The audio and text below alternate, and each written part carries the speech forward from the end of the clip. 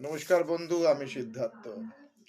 এই যে মেসি কাণ্ড নিয়ে এত হইচই হচ্ছে, মেসি কাণ্ড নিয়ে এত কথাবার্তা হচ্ছে, আপনারা যে হায়দ্রাবাদ, বম্বে, দিল্লি সবাই সাফল্য পেল, বাংলা কেন সাফল্য পেল না? এটার প্রশ্ন সবার মনেই প্রশ্ন, যে বাংলা সাফল্য পেল না, হায়দ্রাবাদ, দিল্লি, বম্বে সাফল্য পেয়ে গেল।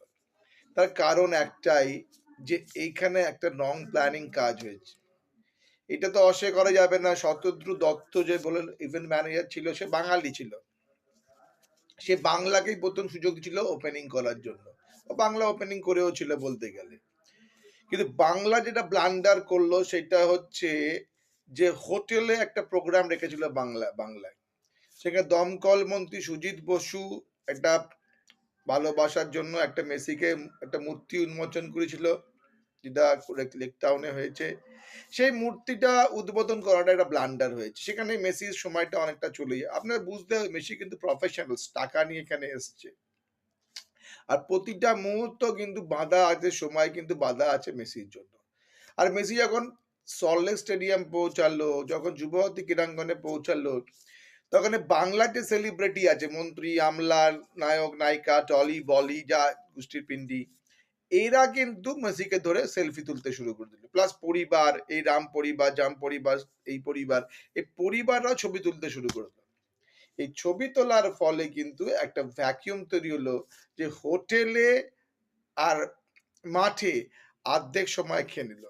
এই সময় খেয়ে নেওয়ার জন্য no organization, no planning, no event man. দেখুন, শতদ্রু কিন্তু কোনো দোষ নেই, ও ইভেন্ট ম্যানেজার।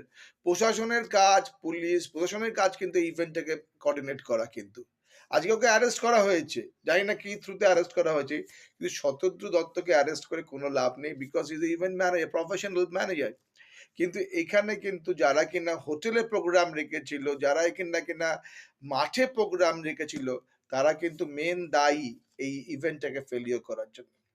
তাই যখন ভবিষ্যতে আপনারা প্রোগ্রাম করবেন, প্লিজ কোনো প্রফেশনালসের ঘাড়ে পড়বেন না, ছবি তুলবেন না। আপনারা ওর থেকে অনেক বড়, আপনার নির্বাচনে জিতে আসার লোক, ওরা নির্বাচনে জিতে আসার লোক। আজকে মেসি আছে, কালকে অন্য মেসি আসবে, কিন্তু আজকে প্রফেশনাল ওয়ার্ল্ডে কিন্তু থেকে যাবে। তাই আপনাদের কাছে আমার ব্যক্তিগত অনুরোধ, বাংলার নামটা ডোবাবেন না, বাংলাকে নিয়ে অপচয় করবেন না। বাংলা ও বাঙালিদের কিন্তু অনেক নাম আছে। তাই মেসি কে নিয়ে এত আদিল লেনাপালা, মেসিকে নিয়ে এত অবান্তর চিন্তাধারা না করলেই পারতেন আমাদের এখানকার সেলেবরা। তাই করে ফেজে